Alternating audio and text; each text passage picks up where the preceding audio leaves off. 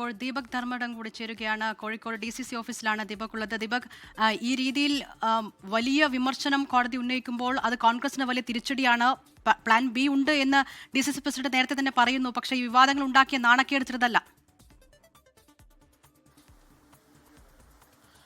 ദിൽന, അക്ഷരാർത്ഥത്തിൽ കോൺഗ്രസിന് വലിയ തിരിച്ചടി തന്നെയാണ്. കോർപ്പറേഷനിൽ ഏറെ പ്രാമുഖ്യം കിട്ടും വിധത്തിലായിരുന്നു VM ബിനുവിൻ്റെ സ്ഥാനാർത്ഥി പ്രഖ്യാപനം. സർപ്രൈസ് സ്ഥാനാർത്ഥി ഉണ്ടാകുമെന്ന് ആദ്യം DCC പ്രസിഡന്റ് പറയുന്നു. പക്ഷേ എന്നാൽ അതിൻ്റെ ക്ലൈമാക്സിൽ നിന്നും ആൻറ്റി ക്ലൈമാക്സിലേക്ക് എത്തുമ്പോൾ അത് കോൺഗ്രസിന് ഹൈക്കോടതിയിൽ നിന്നും വലിയ തിരിച്ചടി ഉണ്ടാകുന്നു. ഹൈക്കോടതി ഒരു സെലിബ്രിറ്റി ആയതുകൊണ്ട് നൽകാനാകില്ല എന്ന് പറയുന്നു.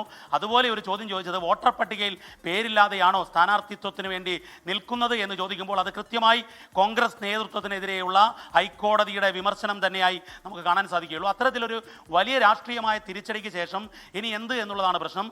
കോൺഗ്രസ് നേതൃത്വം അല്പസമയത്തിനകം DCC പ്രസിഡന്റ് വാർത്താ സമ്മേളനമുണ്ട്. പ്രവീൺ കുമാറുമായി സംസാരിച്ച സമയത്ത് അദ്ദേഹം പറഞ്ഞത് ഇതിന്റെ നിയമവശം പരിശോധിച്ച് തുടർ നടപടി എന്നുള്ളതും പ്ലാൻ ബി തയ്യാറാണ് എന്നുള്ളതുമാണ്. പക്ഷേ പ്ലാൻ ബി എന്ന് പറഞ്ഞാൽ അടുത്തൊരു സ്ഥാനാർത്ഥിയാണ്. ഒരു പൊതുസമ്മതനായ സ്ഥാനാർത്ഥിയെ കോൺഗ്രസ് തേടുന്നുണ്ട്. കഴിഞ്ഞ ദിവസങ്ങളെല്ലാം പലരുമായും ചർച്ച നടത്തിയിട്ടുണ്ട്. ഷെയർ സിംഗ് ഉൾപ്പെടെയുള്ളവരുമായി ചർച്ച നടത്തിയിട്ടുണ്ട്. പക്ഷേ എന്നിരുന്നാലും ഒരു മേയർ സ്ഥാനാർത്ഥിയായി വലിയ രീതിയിൽ പ്രചാരണം കൊട്ടിഘോഷിച്ചുകൊണ്ട് കൊണ്ടുവന്ന VM ബിനുവിന് ഹൈക്കോടതിയിൽ നിന്നുണ്ടായ തിരിച്ചടി കോൺഗ്രസിന് മൊത്തത്തിൽ സ്ഥാനാർത്ഥി പട്ടികയിൽ എന്നല്ല ഈ തെരഞ്ഞെടുപ്പിൽ തന്നെ രാഷ്ട്രീയമായി ഒരു വലിയ തിരിച്ചടിയായി തന്നെ കാണേണ്ടി വരും ദിൽന. എന്നാൽ ഇനി അല്പസമയത്തിനകം വാർത്താ സമ്മേളനത്തിൽ കോൺഗ്രസ് എന്താണ് ഔദ്യോഗികമായി ഇതിനെ മറികടക്കാൻ ചെയ്യാൻ പോകുന്നത് എന്നുള്ളത് മാത്രമാണ്. എന്താണ് പ്ലാൻ ബി, അതാരാണ്, VM ബിനുവിനും മുകളിലേക്ക് ആരെ കൊണ്ടുവരും എന്നുള്ളത് മാത്രമാണ് ഇനി കാത്തിരുന്ന് കാണേണ്ടത്. ഏതായാലും രാഷ്ട്രീയമായി ഹൈക്കോടതിയിൽ ഉൾപ്പെടെ ഈ തെരഞ്ഞെടുപ്പിലെ ഈ സെലിബ്രിറ്റി സ്ഥാനാർത്ഥി പ്രഖ്യാപനത്തിന് ശേഷമുള്ള വലിയ തിരിച്ചടിയാണ് കോൺഗ്രസിനുണ്ടായിരിക്കുന്നത്. ദിൽന, കോൺഗ്രസിന് ബി പ്ലാൻ ഉണ്ടെന്നാണ് DCC അധ്യക്ഷൻ പ്രവീൺ കുമാർ പറയുന്നത്. സർപ്രൈസ് സ്ഥാനാർത്ഥി ഉണ്ടാകുമെന്നും കോൺഗ്രസ് അവകാശപ്പെടുന്നുണ്ട്. ഞങ്ങളത് വിധി പരിശോധിക്കട്ടെ. ഹൈക്കോടതി വിധിയെ നമ്മൾ നിയമപരമായി ചോദ്യം ചെയ്യാൻ മാത്രമേ സാധിക്കുള്ളൂ. അതിലെടുത്ത് സംസാരിക്കാൻ സാധിക്കില്ല. എന്തായാലും സൂക്ഷ്മമായി പരിശോധിച്ചിട്ട് ഞങ്ങളതിന്റെ നിയമപരമായ പരിഹാരം കാണും. തള്ളിയ സാഹചര്യത്തിൽ രാഷ്ട്രീയ പോരാട്ടത്തിനുള്ള അടുത്ത പ്ലാൻ ബി ഞങ്ങൾ ഉണ്ടാക്കും. ദീപക് ധർമ്മടം ഒരിക്കൽ കൂടി ചേരുകയാണ്. ദീപക്, ഇത് ഔദ്യോഗികമായ വാർത്താ സമ്മേളനത്തിന് മുൻപ് പ്രവീൺ കുമാർ നമ്മോട് സംസാരിച്ചതാണ്. ഈ പ്രതികരണം നിയമപരമായി പോകുമെന്ന് പറയുമ്പോഴും അതിനുള്ള സാധ്യതകൾ തിരിച്ചടി തന്നെ ഉണ്ടാകാനുള്ള സാധ്യതയാണ് കാണുന്നത്. അപ്പോൾ പുതിയൊരു സ്ഥാനാർത്ഥി എന്തായാലും കോൺഗ്രസ് നിശ്ചയിക്കേണ്ടി വരുമല്ലോ.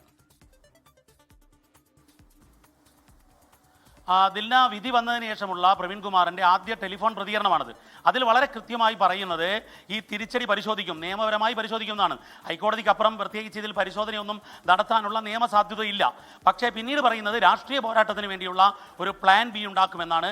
ആ പ്ലാൻ ബി എന്ന് പറഞ്ഞാൽ VM ബിനുവിനെ പോലെ പൊതു സ്വീകാര്യതയുള്ള ഒരു സ്ഥാനാർത്ഥിയെ ഇറക്കുക എന്നുള്ളതാണ്. അല്പം മുമ്പ് N സുബ്രഹ്മണ്യൻ കോൺഗ്രസ് നേതാവ് നമ്മളോടൊപ്പം സംസാരിച്ച സമയത്ത് അദ്ദേഹം പറഞ്ഞത് ഒരു പൊതുസമ്മതനായ സ്ഥാനാർത്ഥി ഉണ്ടാകും, അത് വെയിറ്റ് ആൻഡ് സീ എന്നുള്ളതാണ്.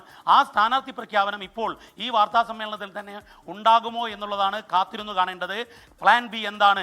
VM ബിനുവിനേക്കാൾ പൊതു സ്വീകാര്യതയുള്ള ഒരു കോൺഗ്രസ് സ്ഥാനാർത്ഥി മേയർ സ്ഥാനാർത്ഥിയായി കോൺഗ്രസിന് ഇറക്കാൻ സാധിക്കുമോ എന്നുള്ളതാണ്. അതിനുള്ള സാധ്യതയാണ് ഇപ്പോൾ ആരായുന്നത്. കഴിഞ്ഞ ദിവസങ്ങളിലെല്ലാം അതിനുള്ള നീക്കങ്ങൾ നടന്നു എന്നുള്ളതാണ് നമുക്ക് മനസ്സിലാവുന്നത്. ഏതായാലും അല്പസമയത്തിനകം പ്രവീൺ കുമാറിന്റെ വാർത്താ സമ്മേളനം നടക്കും.